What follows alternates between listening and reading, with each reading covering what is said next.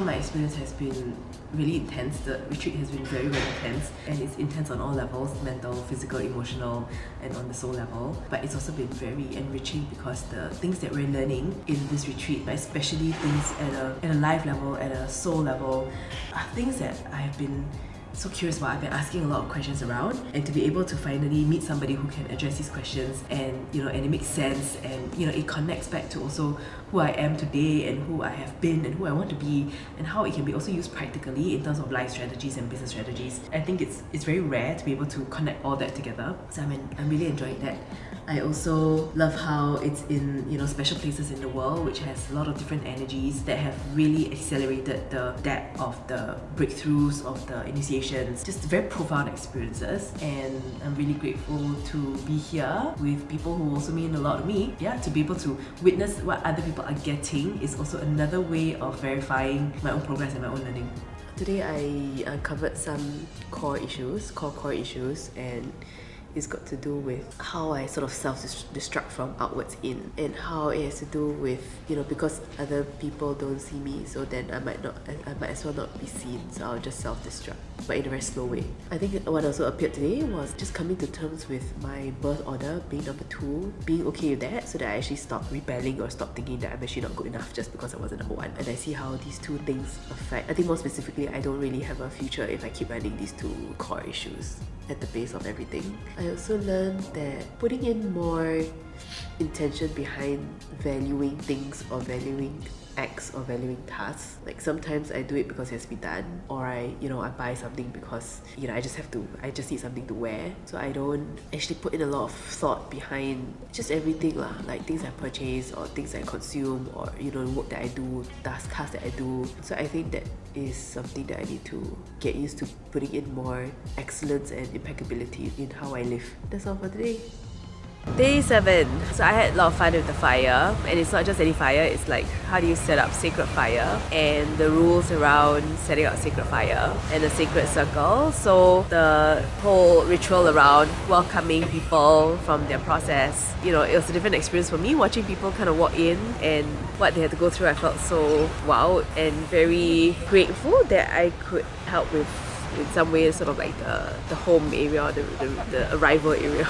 So looking forward to what else I can experience today. So day 9 integration video. I think after yesterday's big process at night, I felt really, I would say good, because there's no sort of like good and bad, right? Life shouldn't be based on good and bad moments. Life should just be as is. But I felt a certain way I've never felt in a very, very long time, where I felt very connected, I felt very whole, and I felt very light after the process. During the process, what I saw was my reconnection back to source. I saw my umbilical cord plugged back into source, and I think that made a huge difference in terms of just the kind of energy flowing through, and it reminded me of the moment I was born, and of course in contrast, where it went off track after that, such that my connection to source was totally plugged into something else. And now that I got it back, I think what came back with that was also a lot of what was lost along the way for myself, and I can feel it all integrating back in me. So I'm quite curious and excited to see what's gonna unfold for me from this point, now that more of my so-called natural,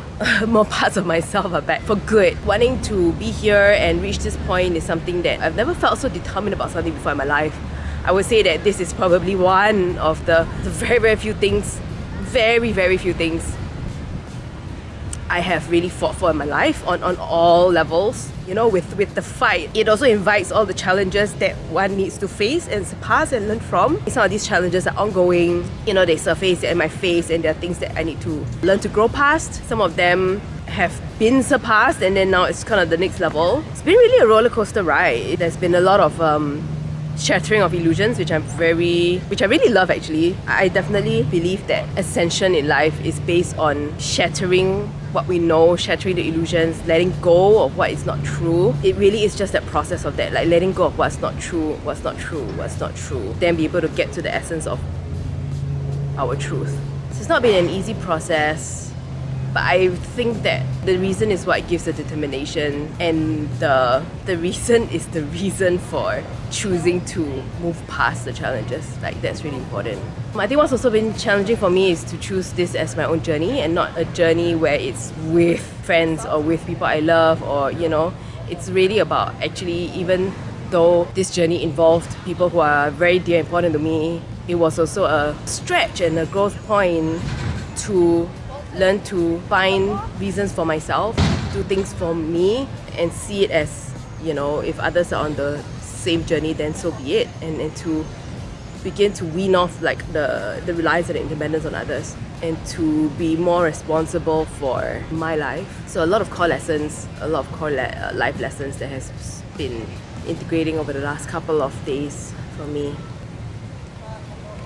Last day of the retreat. So how do I feel? I feel like it was done. Like, we accomplished whatever that we needed to accomplish, and I'm very thankful to MK for really being able to show us what it's like to be able to keep his word and do something like, I would think, virtually impossible over 9 days to fulfill what we're here for. I am also proud of the participants who really put in everything to just go with what's needed to be done. So I think everybody was so clear, and the team as well, the support team, everybody was so clear about our endpoint, and everybody really wanted it, and that all came together. When we had the celebration dinner at night, it was clear that everybody really could just let themselves go and enjoy simple things like each other's company and good food and good drink, and all that was possible because it was clear that everybody really got what they wanted to get out of the retreat. So I'm feeling very at peace with that, very proud of everybody getting themselves there. So on the last day, I think it was really interesting to witness and experience the entire Maasai initiation. It's something definitely eye-opening, it's new, different, it's so simple, and yet it makes so much sense. And it was really exciting to see everybody's own interpretation of the initiation instructions. Putting the entire experience into a poem was an interesting experience as well, to distill so much that I went through and to put it in a way where the essence of the experience really shone through. I think was a really good way to consolidate my experience as well. It wasn't an easy journey. I think there was a lot of trust and faith that was needed, a lot of determination and fighting spirit. With like a big objective, definitely there will be big obstacles and challenges that come along the way. And there were really, really tough moments where I really wanted to throw the towel in and give up and just go, you know what, I'm fine where I'm at, and